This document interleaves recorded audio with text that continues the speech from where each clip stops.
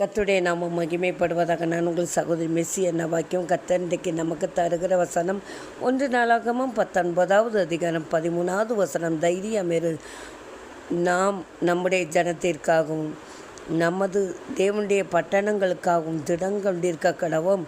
கர்த்தர் தமது பார்வைக்கு நலமானதை செய்வாராக என்றான்.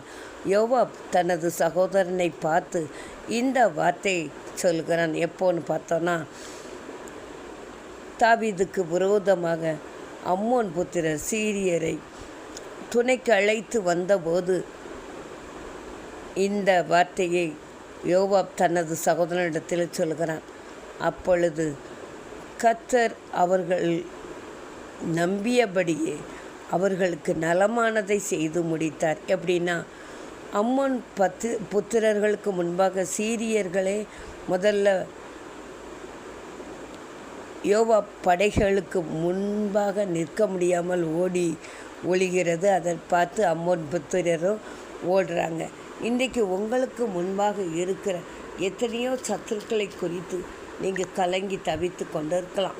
ஒருவேளை ஏவல் மந்திரமாக கூட இருக்கலாம், அல்லது மாம்சிக சத்துருவாக இருக்கலாம். உங்களுக்கு விரோதமாக பேசி திரிந்து கொண்டு இருக்கலாம். இந்த மாதிரி எழும்பியிருக்கிற எதிர்ப்புகளுக்கு நான் என்ன செய்வேன் என்று சொல்லி நீங்கள் கலங்கி கொண்டு இருக்கலாம். ஆனால் தேவன் இன்றைக்கு உங்களுக்கு நலமானதை செய்வேன் என்று சொல்லி வாக்கு கொடுக்கிறார். ஆமாங்க, சத்துருக்களுக்கு இல்லைங்க, உங்களுக்கு தான் நலமானதை செய்வார். அந்த சீரியர் எப்படி யோவாப் படைகளுக்கு முன் நிற்க முடியாமல் ஓடிப்போனார்களோ, அதை பார்த்து அம்மோன் புத்திரர் ஓடிப்போனார்களோ, அப்படியே உங்களுக்கு முன்பாக உங்களுடைய சத்துருக்கள் வெற்றி லட்சியடைந்து ஓடி போவார்கள். கர்த்தர் உங்களோடு கூட இருக்கிறார். கர்த்தர் உங்களுக்கு நலமானதை செய்வாராக.